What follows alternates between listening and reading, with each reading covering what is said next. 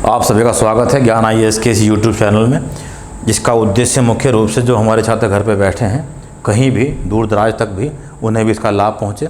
और उसी के तहत हम शुरू करने जा रहे हैं आज नया टॉपिक उत्तराखंड का ही। आगे बहुत मोस्ट इम्पोर्टेंट है। उत्तराखंड में कोई भी एग्ज़ाम आएगा तो आपको इससे क्वेश्चन ज़रूर मिलेगा। मोस्ट इम्पोर्टेंट ग्रुप C से लेके PCS तक। टॉपिक का नाम है उत्तराखंड नदी तंत्र, रिवर सिस्टम। रिवर सिस्टम पढ़ने से पहले हम कुछ बेसिक नाम जो बार बार आते रहते हैं नदियों को लेकर, उनके बारे में जानते हैं। यानी सबसे पहले हम पढ़ेंगे टर्मिनोलॉजी ऑफ रिवर सिस्टम, यानी अपवाह तंत्र की जो महत्वपूर्ण शब्दावली है उसके बारे में पढ़ते हैं, जिसके तहत कुछ बेसिक स्ट्रक्चर हमने बनाई हुई हैं। समझते हैं क्या है ये। जब कोई नदी किसी भी क्षेत्र का जल ग्रहण करती है, जैसे गंगोत्री एक बहुत बड़ा ग्लेशियर है, उस बड़े ग्लेशियर में से जल की धाराएं पानी पिघलने के पश्चात बर्फ़ के इकट्ठी हो रही हैं और वो बहुत बड़े क्षेत्र से आ रही हैं किस स्थान के ऊपर, जहाँ पर गोमुख है।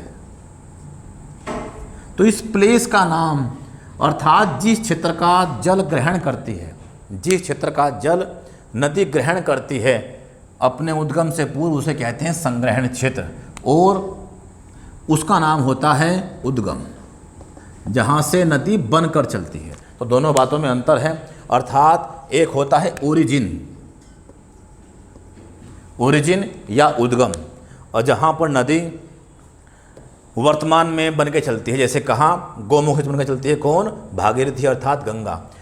गंगोत्री ग्लेशियर का जल ग्रहण किया, इसे कहते हैं संग्रहण क्षेत्र, और जहाँ से बन के चली उसका नाम है क्या, उद्गम अर्थात ओरिजिन।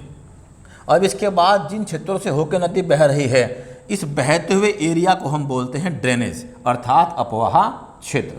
अब कुछ नदियाँ इसमें आकर मिलती रहती हैं, जैसे कौन, कुछ सहायक नदियाँ हैं। सहायक नदियों के बारे में दो बातें विशेष हैं।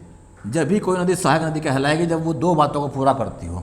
एक, मुख्य नदी से लंबाई में कम क्या हो,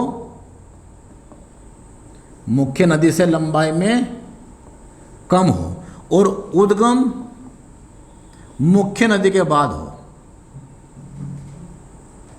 उद्गम मुख्य नदी के बाद हुआ हो। यदि कोई नदी ये दो कंडीशन पूरी करती तो उसे कहते हैं हम सहायक नदी, ट्रिब्यूटरी रिवर्स। तो ऐसी बहुत सी नदियां हैं भागीरथी या अन्य नदियों के अंदर जो उसमें आके मिलती हैं, लेकिन क्या कंडीशन है कि वो लंबाई में कम हो और उसका उद्गम मुख्य नदी के पश्चात हुआ हो। तो बहुत सारी सहायक नदियाँ हैं जो नदियों में आके मिलती हैं, ठीक है, जहाँ से होकर गुजरी उसका नाम है ड्रेनेज एरिया। अब इस नदी का जल जहाँ तक पहुँचता हो, अर्थात जैसे हम रहने वाले हैं डिस्ट्रिक्ट हरिद्वार के, तो गंगा नदी का पानी हमारे पास तक पहुँच रहा है, और जैसे ही बात करते हैं हम सहारनपुर की, तो नदी का जल सहारनपुर एरिया में आगे क्या हो रहा है, डिस्ट्रीब्यूट। एक और आ रहा है गंगा का पानी और एक और किसका आ रहा है, जमुना का पानी। तो वो क्या हो गया, एक विभाजक रेखा। तो जिस नदी का जल जहाँ तक पहुँचता हो उस क्षेत्र को हम कहते हैं बेसिन, अर्थात नदियों के जल के ऊपर आश्रित जनसंख्या जहाँ निवास करती है और जहाँ तक उनके जल के प्रवाह पहुँचते हैं उसे बेसिन कहा जाता है। इसके पश्चात कुछ नदियाँ निकल कर चलती हैं मुख्य नदी से ही अलग अलग भागों में, दिशाओं में, तो उन नदियों को हम बोलते हैं क्या, डिस्ट्रीब्यूटरीज। डिस्ट्रीब्यूटरीज प्राकृतिक रूप से बहती हो तो नदी, और हमने निर्माण किया हो तो नहर या कैनाल सिस्टम। तो जो नदियों में से निकल के चलती है अलग अलग दिशाओं में उसे कहते हैं वितरिकाएँ या डिस्ट्रीब्यूटरीज। अब जब नदी अपने अंतिम पड़ाव में होती है तो अंतिम पड़ाव में सागर के पास पहुंचने से पहले ढाल या स्लोप खत्म होने लगता है और नदी बारीक बारीक धाराओं में बढ़ती चली जाती है, जिसे डेल्टा कहा जाता है। और ये बारीक बारीक धाराएं कहलाती हैं क्या, डेल्टा। और जहाँ से डेल्टा बनना शुरू होता है उसे कहते हैं रिवर माउथ। और रिवर माउथ में और सागर के बीच में दूरी होती है, इसी बीच में क्या बनता है, डेल्टा। लेकिन डेल्टा वही नदी बनाएगी जो धरातल पर बहती होगी। जो नदी धरातल पर नहीं बहती वह डेल्टा नहीं बनाती। अर्थात दुनिया की हर नदी जो सरफेस के ऊपर बहती है वह डेल्टा बनाएगी, छोटा हो चाहे बड़ा हो। जल की मात्रा अधिक होगी तो डेल्टा बड़े होंगे, जल की मात्रा कम होगी तो डेल्टा छोटे होंगे। लेकिन कुछ नदियाँ कहाँ बहती हैं, भ्रंश घाटियों में, अर्थात रिफ्ट वैलीज़ के अंदर। जैसे धरती में कोई दरार है नेचुरल या कोई खाई है नेचुरल, यदि उसके बीच में से कोई नदी बहती है तो ऐसी नदियों को हम कहते हैं क्या?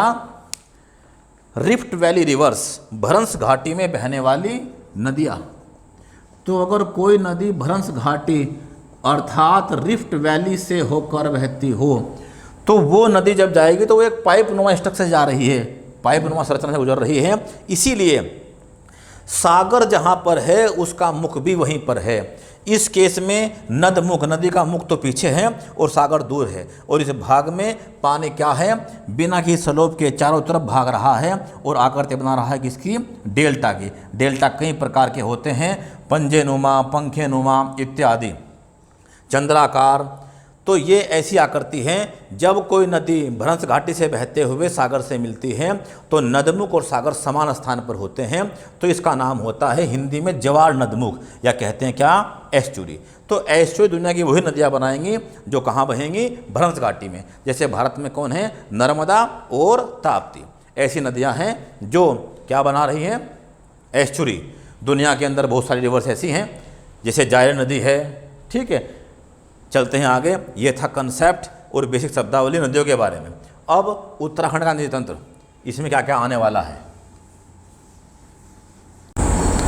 हमने जाना नदियों की शब्दावली क्या है, किसे कहते हैं बेसिन, क्या होता है डेल्टा, क्या होती हैं सहायक नदियाँ, क्या होती हैं वितरिकाएँ, इन सब के बारे में। अब बढ़ते हैं आगे। उत्तराखंड का रिवर सिस्टम। उत्तराखंड के नदी तंत्र के अंतर्गत मुख्यतः 4 नदियाँ हैं, जिनमें पश्चिम से बात करें तो सबसे पहले कौन है? यमुना नदी और इसकी सहायक नदियाँ, वो टोन्स इत्यादि सभी कुछ। उसके बाद भागीरथी नदी तंत्र, उसके बाद अलकनंदा नदी तंत्र और काली नदी तंत्र। इसके अलावा कुछ छोटे तंत्र भी हैं, पश्चिमी रामगंगा, कोसी इत्यादि का। इन सभी के अंतर्गत हमें कुछ बातें पढ़नी हैं बेसिकली, जिससे केवल नदियाँ कवर ना हो, इसके साथ साथ सभी सहायक नदियाँ भी, उनके सभी के संगम स्थल भी, और साथ में इन नदियों पर कौन कौन सा हाइडल प्रोजेक्ट अर्थात जल विद्युत परियोजना कहाँ स्थित है, उन सब के बारे में साथ ही पढ़ेंगे। नदियों के साथ ही इन सब के मैप बनाएंगे। बिना मैप के नदियाँ याद होना लगभग असंभव है। अगर आप मैपिंग कर लेते हैं और 2 से 3 बार इसका अभ्यास कर लेते हैं और पुराने पेपर हल कर लेते हैं तो कम से कम 2 से 3 क्वेश्चन इसी टॉपिक से आपको मिलने वाले हैं। उत्तराखंड के हर एग्जाम के अंदर बढ़ते हैं अपने पहले तंत्र के ऊपर, यमुना नदी तंत्र।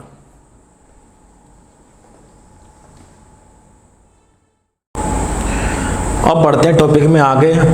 आप इसका चाहते हो तो स्क्रीनशॉट ले लें, मैं पीछे हट जाता हूँ। इसके पश्चात अब हम जानते हैं आगे कि उत्तराखंड में रिवर सिस्टम, हमने कहा 4 बड़े रिवर सिस्टम है उत्तराखंड के अंतर्गत, जिसमें सबसे पहला है कौन? यमुना, दूसरा है अलकनंदा, भागीरथी, और चौथा है कौन? काली नदी तंत्र। तो सबसे पहले जानते हैं हम यमुना नदी तंत्र के बारे में। जो यमुना नदी है ये श्रीयंत्र टापू, जनपद उत्तरकाशी की बात चल रही है, श्रीयंत्र टापू, बंदरपूंछ पर्वत, बंदरपूंछ पर्वत और यमुनोत्री ग्लेशियर के दक्षिण पश्चिम, यमुनोत्री ग्लेशियर के दक्षिण पश्चिम से निकलती है।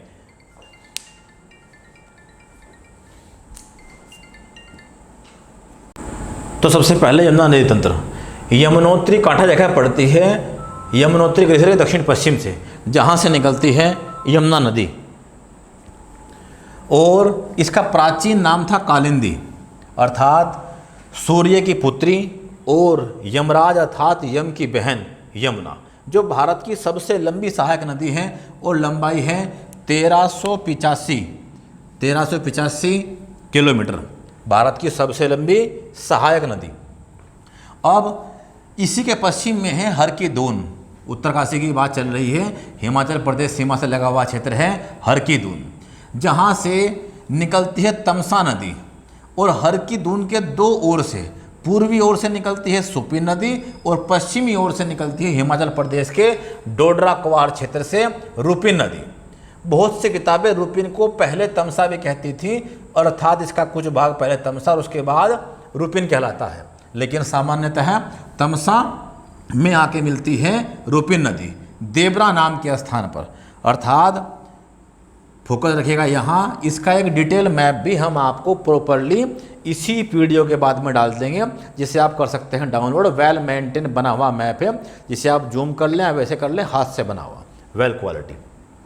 तो रूपी नदी मिलती है तमसा नदी से देवरा नाम के स्थान पर, और सुपिन नदी मिलती है कहाँ पर? तमसा से तालका नाम के स्थान पर। अर्थात तालका में मिली सुपिन और रूपिन मिली कहाँ? तमसा।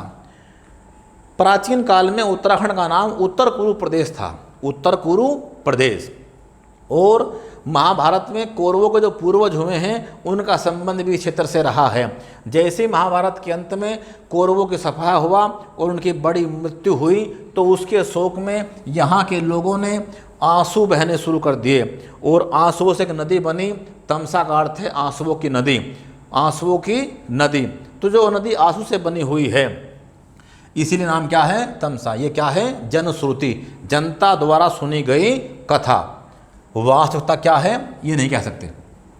अब यमुना नदी आई इधर से, और तालका के पश्चात नाम पड़ गया इसका टोंस।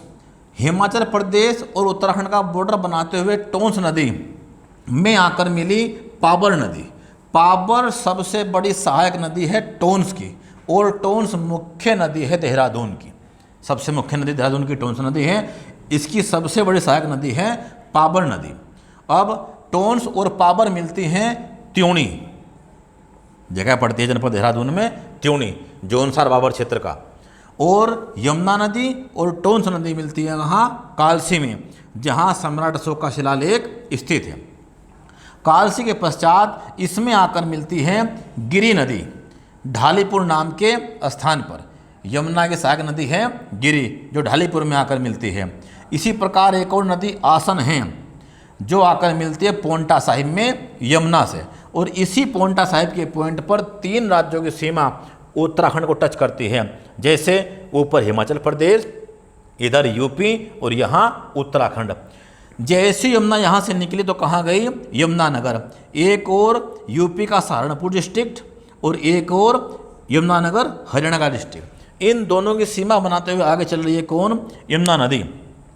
और यहाँ के बाद यमुनानगर, कुरुक्षेत्र, दिल्ली, आगरा, प्रयागराज कहाँ पहुँच गई?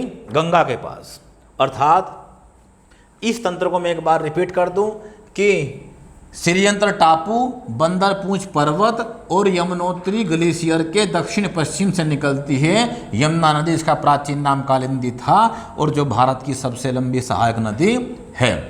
इसके पश्चिम में उत्तरकाशी जिले के अंदर ही हर की दून क्षेत्र से निकलती है कौन?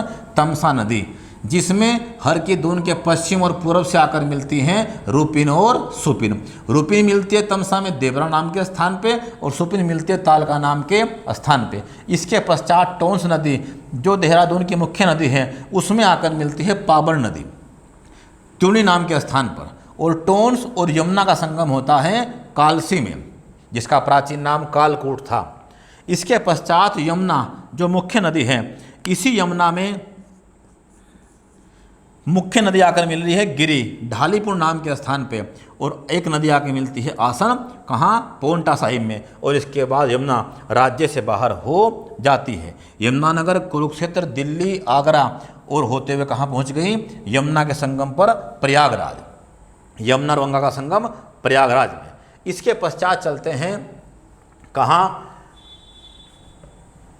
अलकनंदा भागीरथी नदी तंत्र। बात है जनपद चमोली की।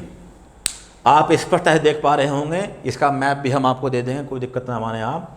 शिवलिंग ग्लेशियर, शिवलिंग ग्लेशियर जनपद चमोली में, यहाँ से निकलती है अलकनंदा नदी। अब जो अलकनंदा नदी है, इसका प्राचीन नाम हिरण्यवती, प्राचीन नाम हिरण्यवती भी था। अलकनंदा निकली शिवलिंग ग्लेशियर, सतोपन ताल, बिल्कुल चाइना और उत्तराखंड के बॉर्डर के पास शिवलिंग ग्लेशियर से।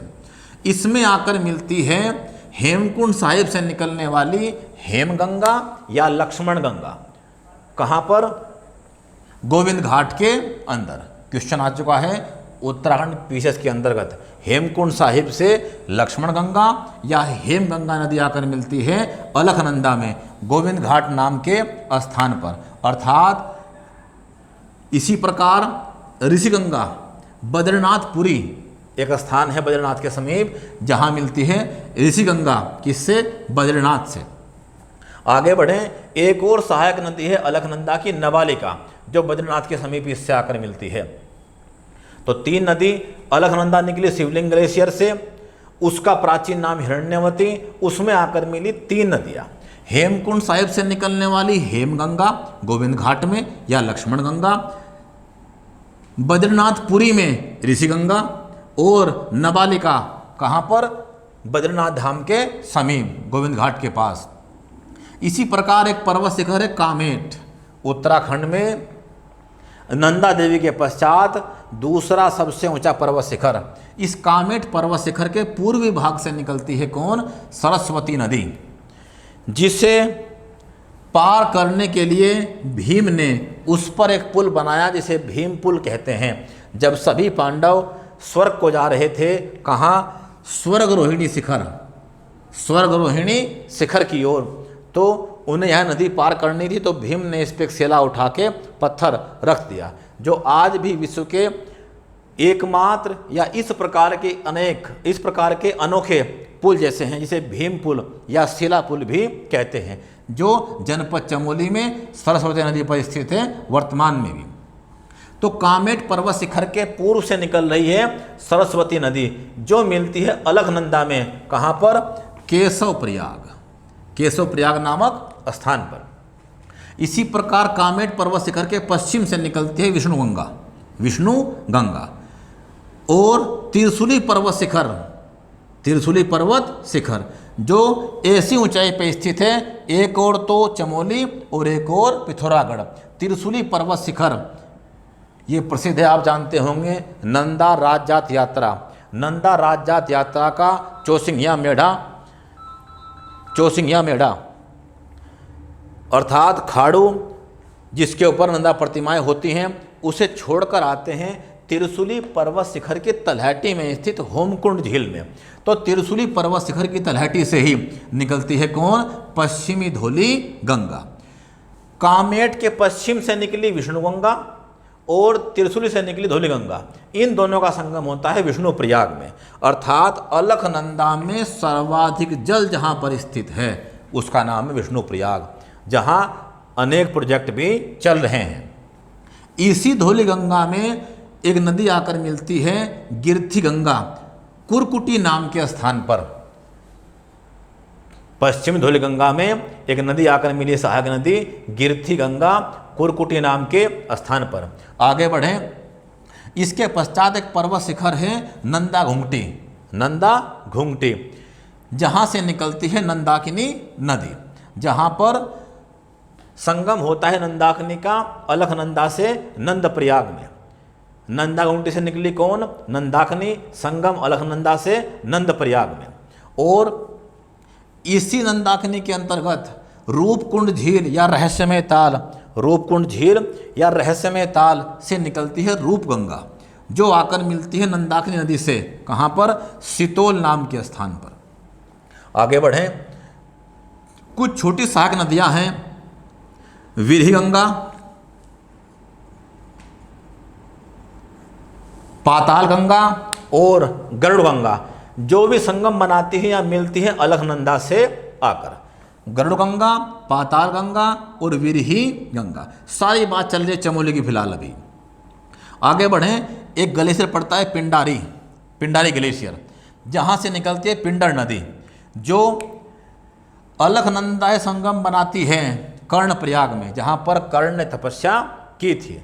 और उत्तराखंड में गढ़वाल क्षेत्र की ऐसी एकमात्र नदी है जो उल्टी बहती है, यानी इसका स्लोप जब पहाड़ में देखते हैं तो दक्षिण से उत्तर की ओर दिखाई देता है, जबकि जो सब नदियाँ कैसी बहती हैं उत्तर से दक्षिण की ओर। तो यह गढ़वाल की एकमात्र उल्टी बहने वाली नदी है, जो निकलते हैं पिंडारी ग्लेशियर से और अलकनंदा से कहाँ मिलती है? कर्णप्रयाग क्षेत्र के अंतर्गत। इसी प्रकार एक शिखर है कौन? उत्तराखंड की छत, जिसका नाम है दुधातोली, यहाँ से निकलती है आटागाड़ नदी, आटागाड़ नदी, जो मिलती है पिंडर से सिमली नाम के स्थान पर। आगे बढ़ते हैं, चल पड़े कहाँ हम? जनपद रुद्रप्रयाग में। तो आपने सुना होगा समुद्र मंथन, समुद्र मंथन जिस नाग से हुआ उसका नाम था वासुकी नाग। समुद्र मंथन के पश्चात वो नाग जहाँ विश्राम करने आया वो स्थान रुद्रप्रयाग का वासुकी ताल था, जहाँ उसके जख्मों से खून बहता रहा और उस ताल का रंग लाल हो गया। इसीलिए वासुकी ताल उत्तराखंड का एकमात्र ताल है जिसका रंग लाल है पानी का। इस वासुकी ताल जनपद रुद्रप्रयाग से निकलती है सोनगंगा या काली गंगा नदी। सोनगंगा या काली गंगा नदी अब ये आकर मिलती है कहाँ? चोराबाड़ी ताल से निकलने वाली मंदाकिनी से सोनप्रयाग में। इसी के बराबर में ही जनपद रुद्रप्रयाग में ऐसे चोराबाड़ी ताल जहाँ से निकलती है मंदाकिनी नदी। और इसी के समीप कौन स्थित है? केदारनाथ धाम। 13 जून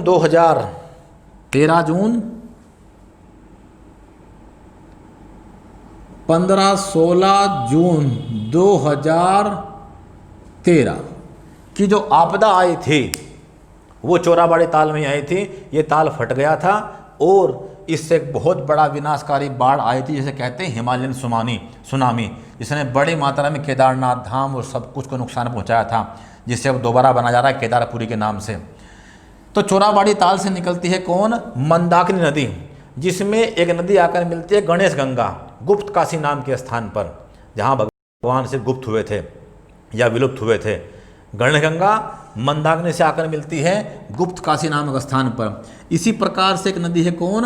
मधुगंगा। ये मिलती है कहाँ? कालीमठ सिद्धपीठ के पास मंदाकिनी से। तो मंदाकिनी नदी आकर मिली किससे? वासुकी ताल से निकलने वाली सोनगंगा से सोनप्रयाग में। और अंत में जो मंदाकिनी नदी है, मुख्य नदी कौन है? मंदाकिनी, वो मिली किससे? अलकनंदा से। कहाँ? रुद्रप्रयाग में। अलकनंदा का संगम होता है कहाँ? रुद्रप्रयाग में, मंदाकिनी से।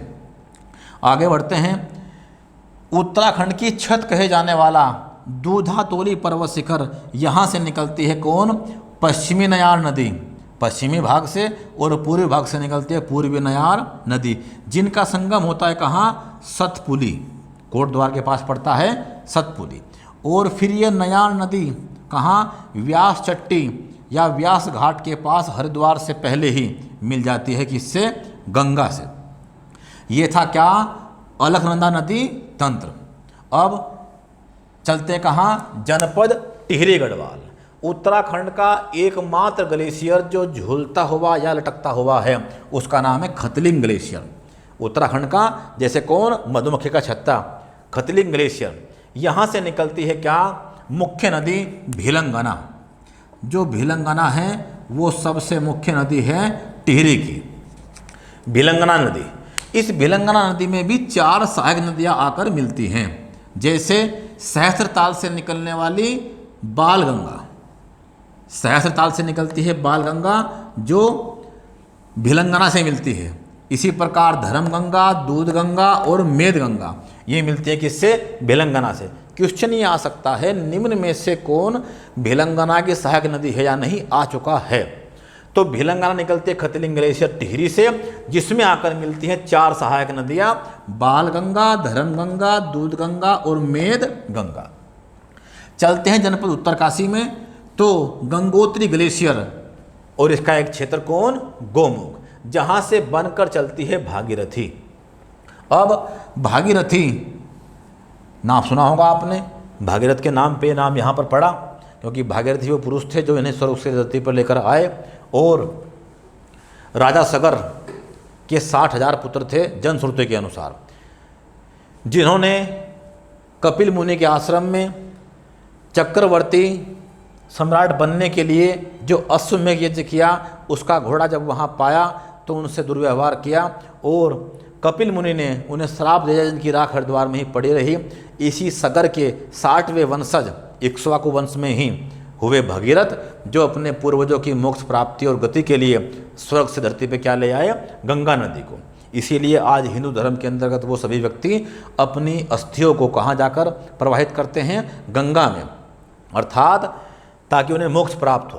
तो गंगोत्री गोमुख से निकलती है भागीरथी, जिसमें केदार ताल उत्तर काशी से निकलती है केदार गंगा, जो आकर मिलती है कहाँ, गंगोत्री धाम में। अर्थात गंगोत्री ग्लेशियर गोमुख से निकली भागीरथी नदी और उसमें आकर मिली केदार ताल से निकलने वाली केदार गंगा, कहाँ पर, गंगोत्री धाम में, गंगोत्री धाम।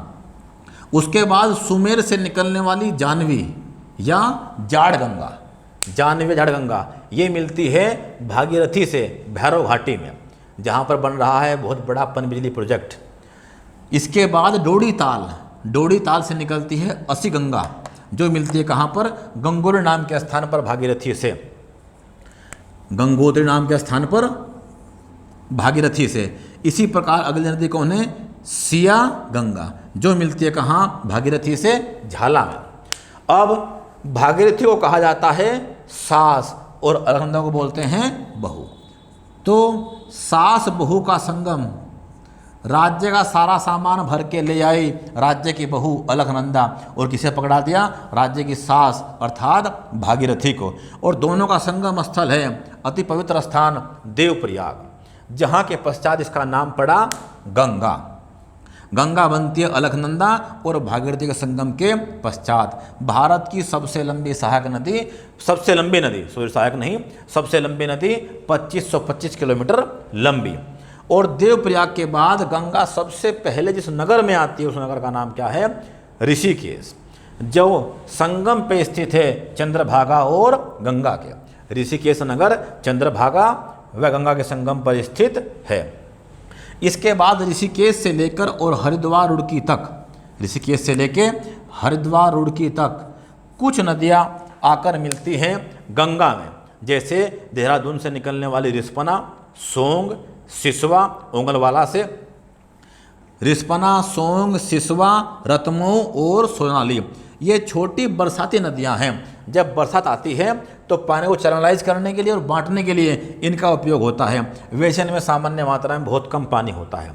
रिस्पना, सोंग, सिसवा, रतमऊ और सोनाली, क्लियर। अब 1842 में इस उत्तर भारत की सबसे पहली नहर बनाई गई, गंग नहर, कहाँ से, हरिद्वार से लेकर कानपुर तक। इसका निर्माण हुआ 1842 में और निर्माण पूरा हुआ 1854 में। निर्माणकर्ता कौन, रुड़की का निर्माता कर्नल पीटी कोटले, कर्नल पीटी कोटले, और उद्घाटनकर्ता कौन, लाल डलहौजी। उद्घाटन करते ही यह नहर टूट गई कलर के पास, इसे दोबारा फिर बांध के लाए और दो सिरों का स्थान वहाँ पर बनाया जो डेंजर जोन है इसका। और 1842 से 1854 में ही इसी में एक बड़ी घटना है बहुत इम्पोर्टेंट, कि इस भारत की सबसे पहली रेल भी, कौन सी, मालवाहक पटरी सामान ढोने के लिए सबसे पहली बार जहाँ बिछाई गई 1851 में, वो कौन सा स्थान है, गंग नहर ही। यहाँ की मिट्टी रेल पटरी के माध्यम से कहाँ डाल रहे थे, आस पड़ोस क्षेत्रों में, ताकि नदी बना जा सके, नहर बना जा सके।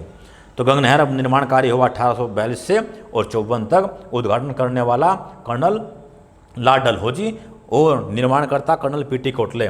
1851 में इसमें भारत की पहली मालवाहक रेल चली, जो खत्म होती है कहाँ, कानपुर तक, और इस क्षेत्र में कृषि के लिए बहुत महत्वपूर्ण योगदान देती है, कृषि जल इत्यादि के लिए।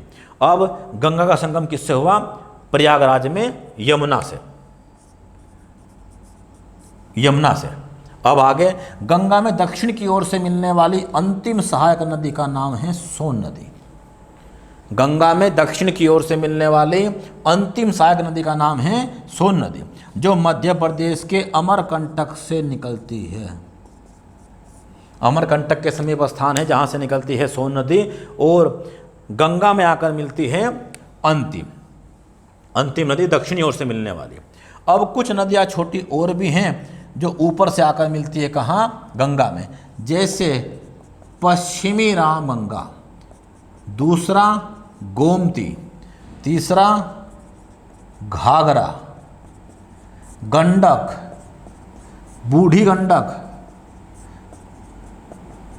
कोसी और महानंदा। ये वो नदियां हैं जो गंगा में आकर मिलती हैं उत्तर से। पश्चिमी रामगंगा, गोमती, घाघरा, गंडक, बूढ़ी गंडक, कोसी और महानंदा। अब गंगा में उत्तर की ओर से मिलने वाली अंतिम नदी महानंदा और दक्षिण की ओर से मिलने वाली अंतिम नदी सोन नदी। उत्तर वाली पश्चिमी रामगंगा, गोमती, घाघरा, गंडक, बूढ़ी गंडक, कोसी और महानंदा। इसके पश्चात गंगा दो भाग में बट जाती है। क्या? एक भाग तो बह गया पश्चिम बंगाल से होता हुआ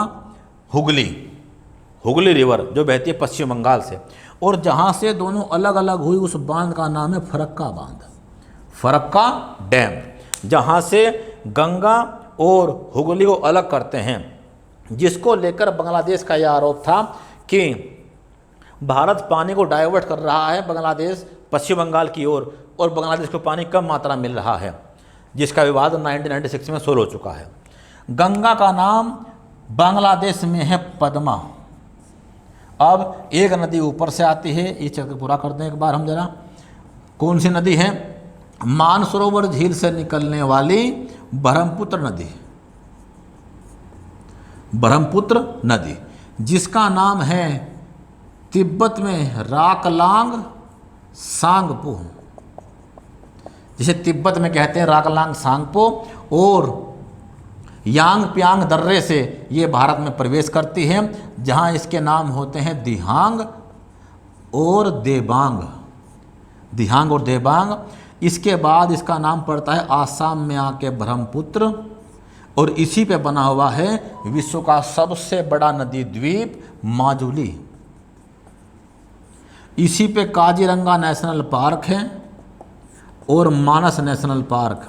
काजीरंगा अपने एक सींग वाले गैंडे के लिए विश्व प्रसिद्ध है।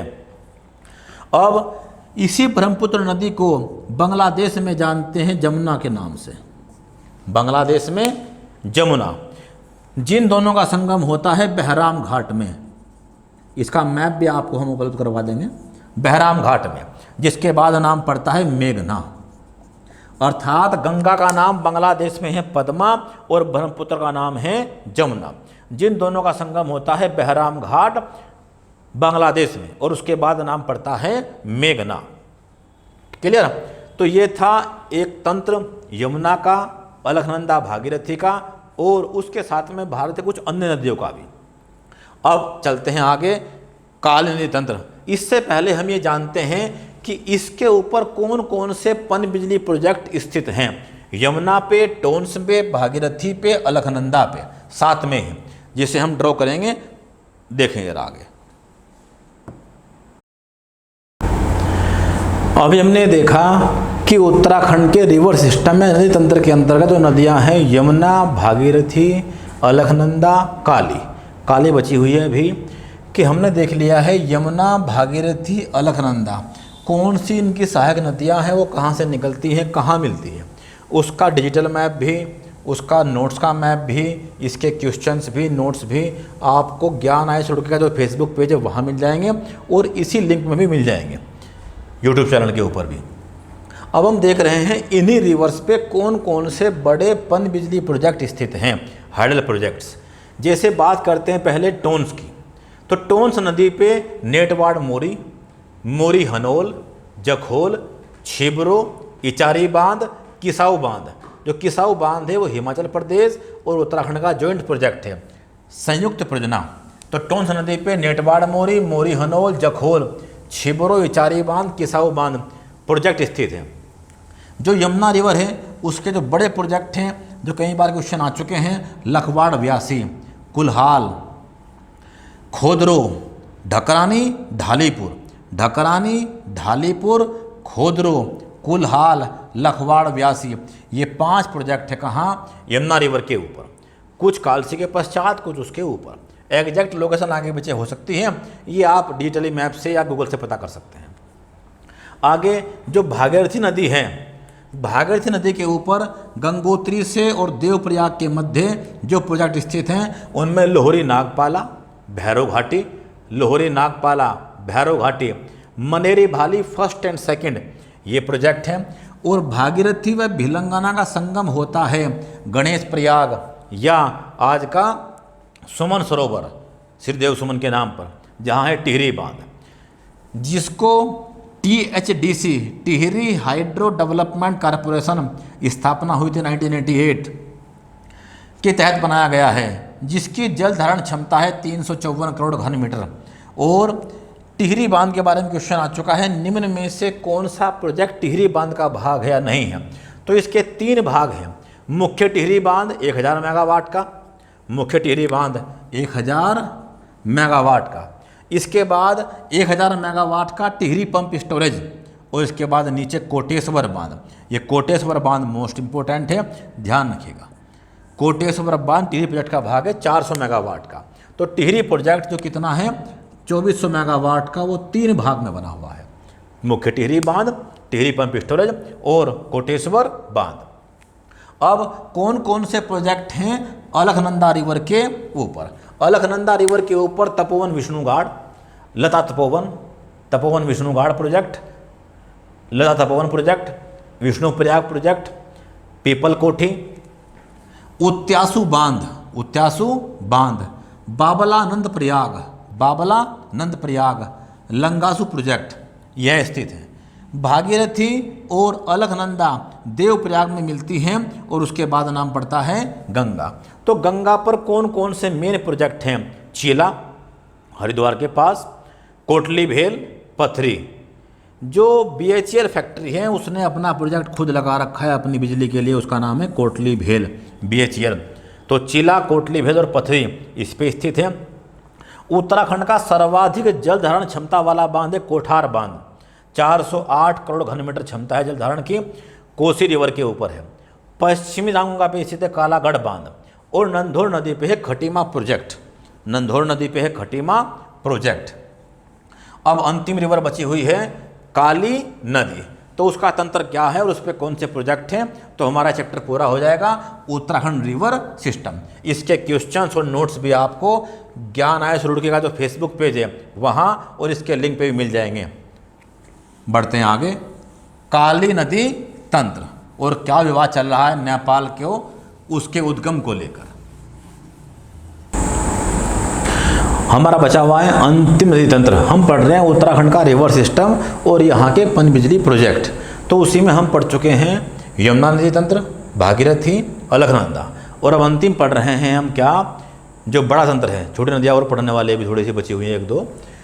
काली नदी तंत्र वर्तमान में सुर्खियों में चल रहा है, क्योंकि नेपाल का सीमा को लेकर इससे कुछ विवाद हो गया। उसने कुछ नक्शे प्रकाशित कर दिए जिसका भारत ने विरोध किया। वो क्या विवाद था कि ये जो काली नदी है ये निकलती है, लिपू लेक दर्रा है भारत नेपाल सीमा पर, उसके पास से। तो लिपू लेक दर्रा हमारे साथ ही बहुत लंबे समय से है और भारतीय सीमाओं में ही है। उसके पास स्थान पड़ता है व्यास आश्रम या कालापानी गाढ़, और उसके इस भारतीय हिस्से में पड़ता है लिम्पियाधुरा। अब नेपाल ये दावा कर रहा है कि लिम्पियाधुरा तक का हिस्सा उसका है, उसने इसे तिकोने आकार में अपने मैप में दिखाया। इसका भारत ने विरोध किया है। उसका कारण है चीन द्वारा नेपाल को प्रोत्साहित करना, क्योंकि यहाँ पर कैलाश मानसरोवर यात्रा होती है। इसके लिए भारत ने हाल ही में सड़क बनाई है, जिससे खतरा मान रहा है चीन कि कहीं भारत की सेनाओं की पहुँच चीनी सीमाओं तक ना हो जाए। तो लिम्पियाधुरा, लिपू लेक, काला पानी, इसको लेके वर्तमान में विवाद है। हमारी ओर से कुछ नहीं, नेपाल की ओर से प्रकाशित नक्शों के अनुसार। तो काली नदी निकलती है काला पानी गाढ़ लिपू लेक के पास से, व्यास आश्रम के पास से। ये नाबीढांग गूंजी यहाँ से होती हुई सीतापुल, जो अंतिम सीमा पुल है हमारा नेपाल बॉर्डर के पास, वहाँ से होती हुई आगे बढ़ती है। और कुठी यांगटी, जो इसकी एक मुख्य नदी है, कुठी यांगटी नदी की कुछ सहायक नदियां हैं, निरकुटगाड़, धर्मा, लिसार, संगचुमना। ये आकर मिलती हैं फिर अंतिम में आके त्रिशूली पर्वत शिखर से निकलने वाली धौलीगंगा में। जो आकर मिलते धौलीगंगा कहाँ, पूर्वी धौली स्यालपंत के पास खेला नाम के स्थान पर काली रिवर से। काली उत्तराखंड की सबसे लंबी नदी है, 252 किलोमीटर लंबी। और इसके पश्चात मिलम ग्लेशियर से निकलने वाली गोरी गंगा, इसमें आकर मिलती हैं कुछ छोटी सहायक नदियाँ, सुनकल्पा, रालम, मदकानी और रलमगाड़। छोटी नदियों को गाड़ भी कहते हैं। मिलम, सुनकल्पा, रलमगाड़, रालम, मदकानी, ये सहायक नदियां हैं किसकी? गौरीगंगा की। कुमाऊं का सबसे बड़ा ग्लेशियर है मिलम ग्लेशियर। अब यहाँ से निकली हुई गौरीगंगा मिलती है काली नदी से, कहाँ पर? जोलजीबी में, जहाँ पर प्रसिद्ध मेला भी लगता है, जोलजीबी मेला, जो काफ़ी फेमस है और 14 नवंबर 1914 से लगातार लग रहा है। अब जोलजीबी के पश्चात कुमाऊं की सबसे पवित्र नदी और सबसे प्रसिद्ध नदी का नाम है सरयू। सरयू 2 शाखाओं के रूप में निकलती है, सामा से निकलती है सरयू और डेबरा से निकलती है गोमती। इन दोनों का संगम होता है बागेश्वर में। व्याघ्रेश्वर इसका पहला नाम था, अब है बागेश्वर, यानी भगवान शिव यहाँ व्याघ्र के रूप में प्रकट हुए थे। आज भी शिव का बड़ा धाम है बागेश्वर। इसी में आकर मिलती है पनार नदी काकड़ी घाट में। पनार नदी सरयू में मिलती है काकड़ी घाट में। सब कुमाऊं की बात चल रही है। नामी ग्लेशियर से निकलती है पूर्वी रामगंगा। नामी ग्लेशियर से निकलती है पूर्वी रामगंगा, जो मिलती है सरयू में रामेश्वर नाम के स्थान पर। और अंतिम में सरयू नदी मिलती है काली से पंचेश्वर नाम के स्थान पर, जिस पर पंचेश्वर बांध प्रोजेक्ट बनाया जा रहा है। 1996 में इसको लेकर भारत व नेपाल के बीच में एग्रीमेंट साइन हो चुका है, जो 5700 मेगावाट का प्रोजेक्ट है, जिसके पहले चरण लगभग 2700-2800 मेगावाट को अनुमति मिल चुकी है। आगे ढेरनाथ कल एक जगह पड़ती है, जहाँ से निकलती है लोहावती नदी, जिसमें कोई छोटी नदियाँ आकर मिलती हैं, सिरागाड़, पटनागाड़, गिरियागाड़। ढेरनाथ कल से निकलती है लोहावती नदी, जिसमें आकर मिलती हैं गिरियागाड़, पटनागाड़ और सिरागाड़। और ये लोहा घाट चंपावत से होकर गुजरती है और जाकर मिलती है काली में, सिरा गांव के पास। इसके बाद अंतिम नदी, इससे पहले छोटी सी नदी एक और है किरोड़ा नदी। जो किरोड़ा नदी है, किरोड़ा नदी, ये टनकपुर के पास मिलती है काली से। इसके पश्चात अंतिम नदी नैनीताल के पास गजार नाम का स्थान है, वहाँ से निकलती है लदिया। कुमाऊं में दक्षिण की ओर से मिलने वाली काली की अंतिम सहायक नदी लदिया। और एक और महत्वपूर्ण बात, जैसे गढ़वाल में हमने पढ़ा कि गढ़वाल की उल्टी बहने वाली नदी कौन? पिंडर नदी। ऐसे कुमाऊं की उल्टी बहने वाली नदी कौन है? लदिया, जो कुमाऊं में एक तो काली में अंतिम रूप से मिलती है, अंतिम नदी मिलने वाली है, और एक उल्टी बहने वाली नदी है। कुमाऊं की उल्टी बहने वाली एकमात्र नदी लदिया, और काली में दक्षिण की ओर से मिलने वाली अंतिम नदी लदिया, जिसमें कुवायराला नाम की नदी बिलखेत नाम के स्थान पर मिलती है, और लदिया नदी चूका चंपावत में काली रिवर से मिलती है, चूका चंपावत में। इसके पश्चात काली रिवर बरमदेव नाम के स्थान पर शारदा नाम में परिवर्तित हो जाती है, यानी काली का नाम शारदा पड़ जाता है बरमदेव नाम स्थान के पश्चात। ये था ये सिस्टम। अब इसमें देखते हैं काली रिवर पर कौन कौन सा प्रोजेक्ट है। आप चाहें तो इसका स्क्रीनशॉट ले लें, नहीं तो इसके मैप भी ज्ञान है का फेसबुक पेज और यूट्यूब चैनल दोनों से आप कर सकते हैं डाउनलोड। बढ़ते हैं काली पर कौन कौन सा प्रोजेक्ट बनाया गया है। काली नदी की मुख्य परियोजनाएं जो काली रिवर के ऊपर स्थित हैं। अब काली रिवर के ऊपर बहुत सारे पनबिजली प्रोजेक्ट नहीं हैं, 2 ही बड़े प्रोजेक्ट यहाँ स्थित हैं। एक तो पंचेश्वर बांध, इसकी सहायक नदियों पे हो सकते हैं, पंचेश्वर बांध भारत व नेपाल के बीच, और दूसरा कुमाऊं की सबसे पहली परियोजना जो सुरंग के अंतर्गत बनाई गई है, सुरंग के अंतर्गत पूर्वी धौलीगंगा प्रोजेक्ट। ये धारचूला के पास स्थित है, पिथौरागढ़ में, धारचूला के पास पूर्वी धौलीगंगा प्रोजेक्ट काली रिवर के ऊपर।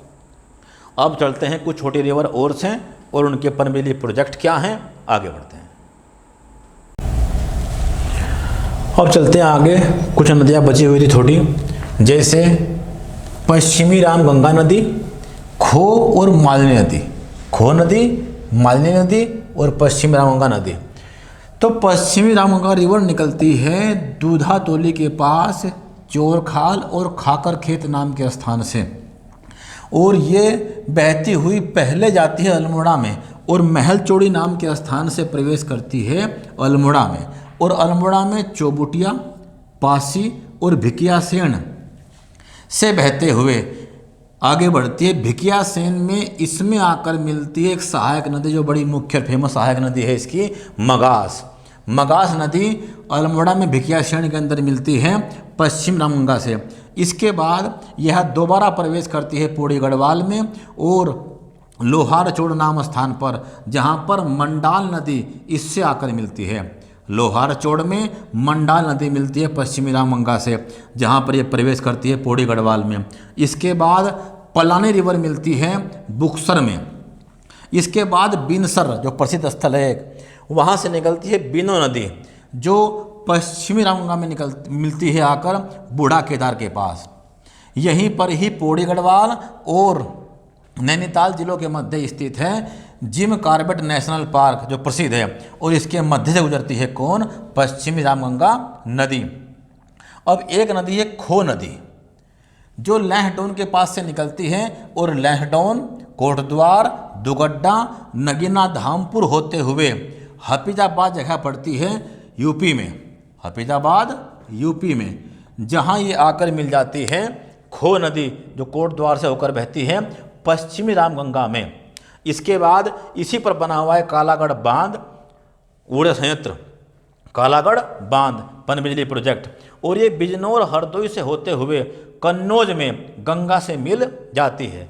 पश्चिमी रामगंगा नदी निकली दुधातोई के पास से महल चौड़ी में अल्मोड़ा में प्रवेश किया, चौबुटिया और पासी से गुजरी, भिकियासेन में इससे मिली मगास नाम की नदी, लोहार चोड़ में ये पुनः प्रवेश कर गई पौड़ी गढ़वाल में, इसमें आकर मिली मंडाल नदी, पलानी रिवर मिली पश्चिमी रामगंगा से बुक्सर में, और बिनसर से निकलने वाली बिनो नदी इसमें मिलती है बूढ़ा केदार में।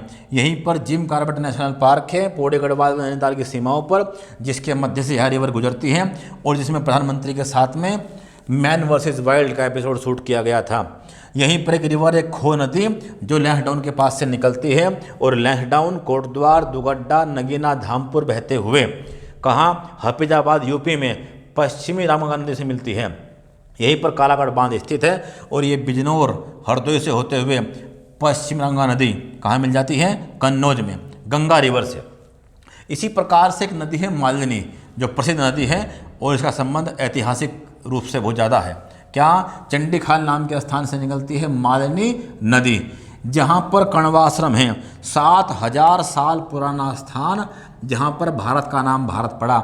यहाँ पर महर्षि कर्ण रहते थे, महर्षि कर्ण जिनका आश्रम था, और कर्ण की पुत्री का नाम शकुंतला था, जिनका प्रेम प्रसंग हुआ दुष्यंत के साथ, जिनकी संतान का नाम पड़ा भरत और उसके नाम पे देश का नाम पड़ा भारत।